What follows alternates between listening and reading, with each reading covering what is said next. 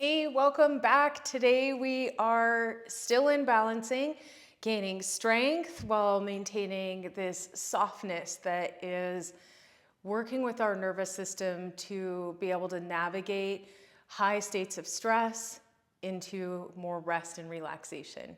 Start on your back, bring the soles of your feet together, let your knees fall wide, round angle, Supta Baddha Konasana. Take 3 full belly breaths here. Make sure that they're long and the inhale and the exhale length are matched, so equal breath.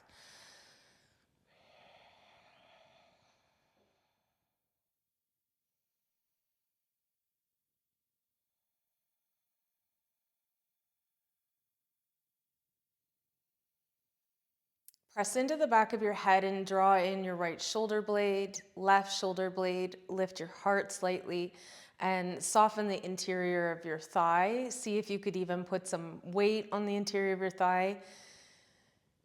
Or maybe you're in a space today where you need to use your fists underneath the thigh so that you can support to let go any tension happening there.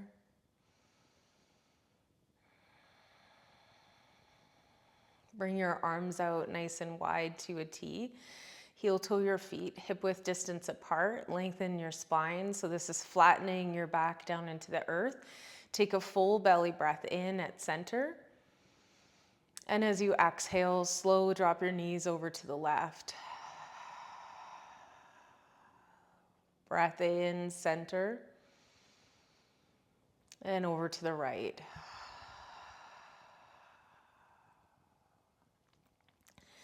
Two more each side, your own breath. Inhales to rise, exhales to fall.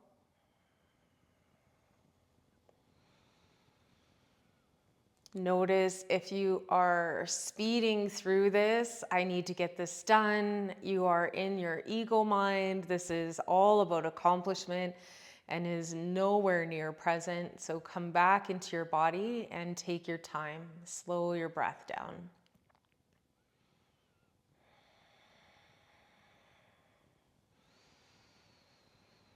And landing lastly over to the right. And rising back through center. Right knee comes to a bend. Grip the top side of the shin with both hands. Either keep your left knee bent or straighten your leg for more hip crease sensation. 3 big balloon breath down into the belly from here. Each breath noticing the compression happening in your hip crease and squeezing into side body, but allowing the lung to breathe and grow.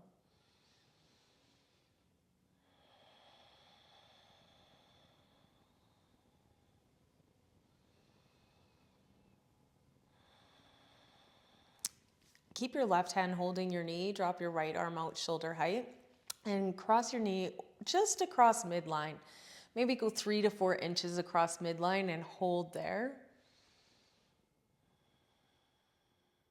If you have more space, you can drop your knee, even if it touches the ground. I don't know who has that in their practice this early, but it could be you. And breathing for 3.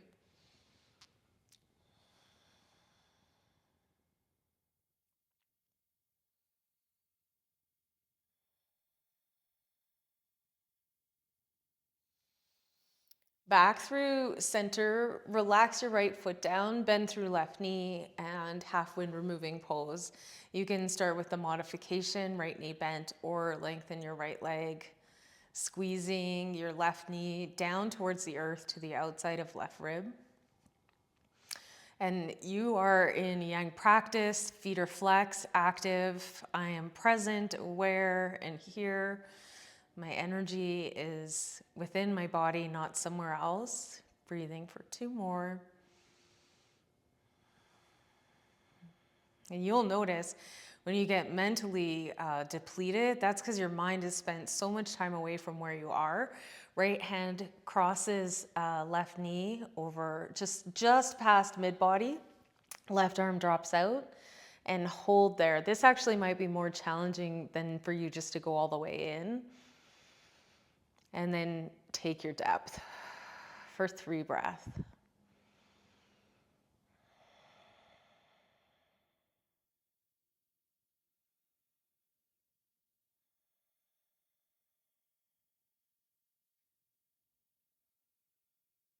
And we'll come back to center, both knees bend. And so knees are going to be at a bend with the feet flexed and shins moderately parallel to the floor. So this could look like, if I had my hands on my shins, sort of like a modified happy baby or a modified child's pose, reclined child's pose. We're going to release the bind of the hands on the shins and press your palms up towards the ceiling and squeeze your knees into the outsides of your elbows. Oh, my dog Rex, he lost his bark for a little bit because he barks so much. He's a protector and he's got it back, so you might hear him here. Squeeze into the elbows at the same rate you're pressing up through your palms and pulling your shoulder blades away from your spine. Mula Bandha is locked. Uddiyana Bandha engaged, and just pulsing, squeeze, push, squeeze, push, squeeze, push. 2 more. And relax. Knees can come over top of heart, and you can rock and roll or roll to your side, making your way up into standing. From standing, soften your belly, heavy your head, forward fold. Nothing special to do here, but to shift the weight slightly forward into the front of the foot. In back heel is still down into the earth, yet lightly engaged. Bending your knees, letting go of any tension in the neck. And then a strong halfway lift. And folding. Left foot steps back. And bring your left knee down. Low lunge. Arms rise up overhead. Left hip presses forward, right plugs in. Shoulders soften. And gaze is somewhere out in front. Periphery is fuzzy.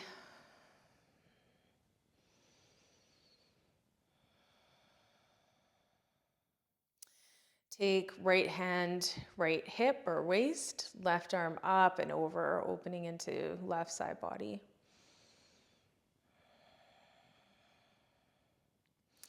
Left hand comes down, left knee goes up, and then right arm up for a twist. Right arm down, back heel down, left arm up, side angle. And you can keep your right arm down or find your thigh if that's too deep.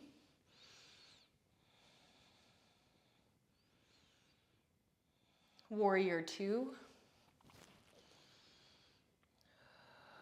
Reverse warrior. Crescent lunge. Roll onto the ball of the back foot. Hands come up, shoulders stack over hips. Reaching forward, warrior 3.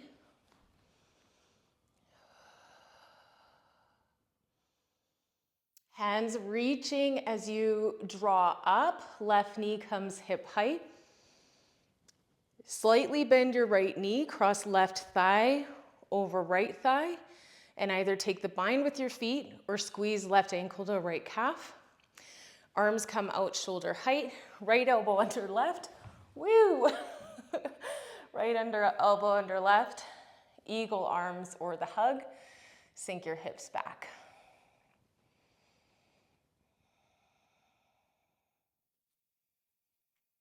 Standing straight, arms release, reach up.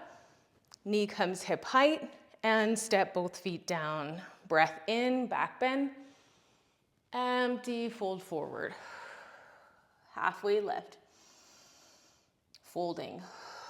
Option 2, step back, plank, and do some sun salutations here, or just hang in your forward fold.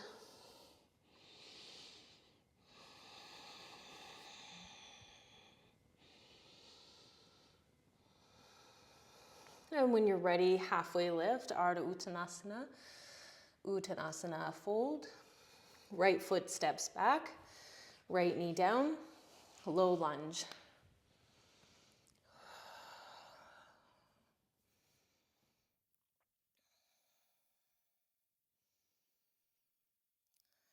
And now you're going inward to your inner teacher. Where do I need to hone? Where am I toning? And am I locking or just hanging out here waiting for the next pose? Left hand, left hip, right arm up and over.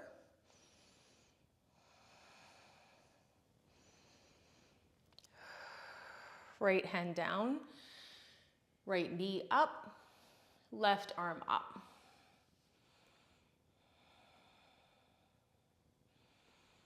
Glutes are squeezed nice and tight to the bone. Don't forget about that. We are booty focused here. Most times we forget. Left hand comes down, inseam of front leg. Back heel drops down to a warrior 2 foot and right arm up.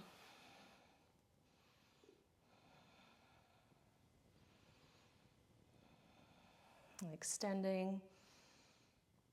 And then warrior 2.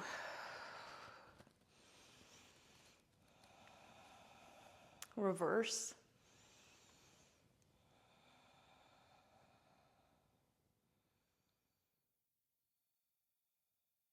Crescent lunge, rolling onto the ball of the back foot.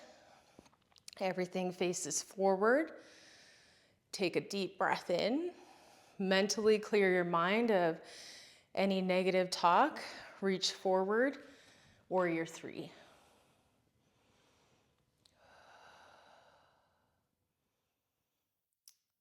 And teeter-totter up, hands up, right knee lifts, hip height. Right thigh over left. Left elbow under right. And eagle bind.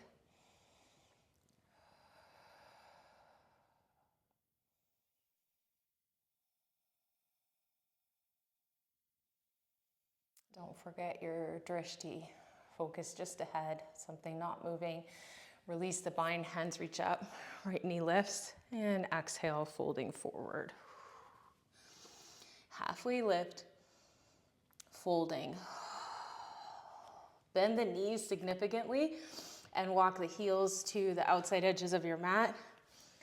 Toes tipped away from one another. Options. Options are fun. If you've never played with crow before, it might be nice to start with a block and just plant your feet on that to get the nice lift. If you're playing with crow, which I haven't done in probably 3 weeks, if you're playing with crow and you already have been in it, just have a block or a pillow in front of your face just in case there is a barrier there. And any past story that you're holding on to, know that this body is completely different from the last time you were in it, and your mental and mindset is the most important thing that matters here. So I'll show you feet on blocks first. Step the balls of your feet on. Palms plant down, knees squeeze to the outsides of the arms, and you're shifting your weight forward at the same time, maybe thinking about lifting the toes away from the block. And they don't have to come away from the block. So toes on a block, toes not on a block. And maybe this block in front of you is more of a mindset blooper than it is a hack, and you can get rid of it. Palms firmly down, rooting into an eagle claw grip, squeezing into the uppers of my arms, and then tipping forward until your toes come away. And once you've completed, if you haven't stayed in, at least 2 attempts at this, then you can come back into your yogi squat. And yes, your upper arms might bruise. We try to bypass pain or all of the little roadblocks that are on the way to get to where we are. And some of that is pain. And even as a yoga teacher, I'm guilty of being like, oh, I used to teach aerial. Oh, I don't want them to feel that. So that means they'll never get to that pose. And that's stealing. That is against yogic principles. So that's stealing an experience from the student and from yourself. So being completely present always. Palms plant down, send your feet back, drop your knees, and slow lower all the way down until your belly heavy down into the mat. Bring your elbows forward, just underneath the shoulders, Sphinx pose, back of the neck, slightly compressed, front of the throat open, big throat chakra opener. Send your breath into your throat and into your heart.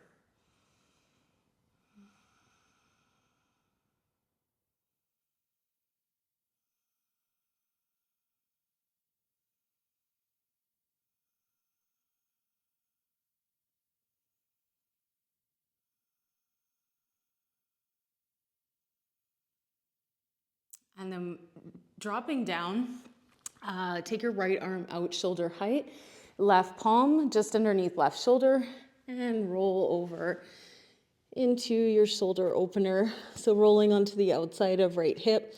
I like to stack my knees. Some people drop their left foot behind them. I'm a bit lazier. For more sensation, left arm can come to low back.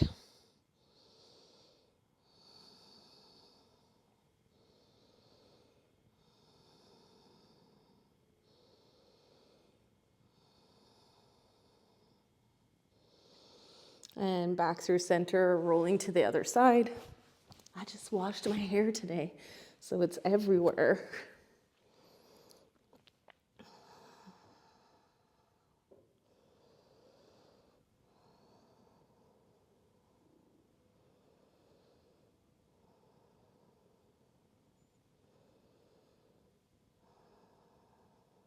And back through center.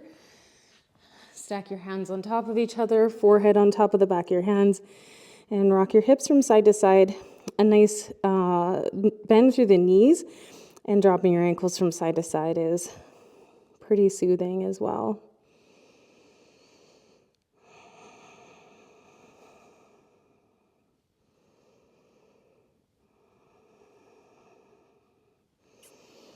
Planting your palms, lifting your chest, and then shifting your hips back. One child's pose, 3 breaths.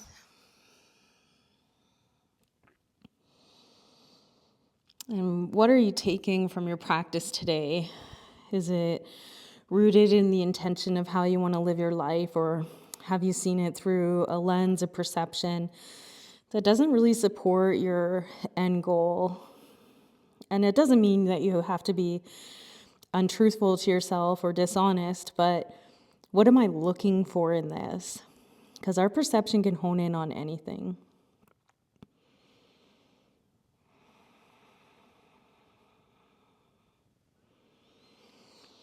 And making your way onto your back, finding the closing shape. Yoga and the yoga asana practice is incredibly symbolic of the cycle of life. Life, death, life. So life, death, rebirth. Working into the asana practice full of life, closing in this quiet and still shape, coming to the death of the practice. And the death of anything that we no longer want to carry with us. Sometimes our ego hangs on to it because it becomes so interlaced as our identity that we don't know who we are without it, but it's ready to shake loose.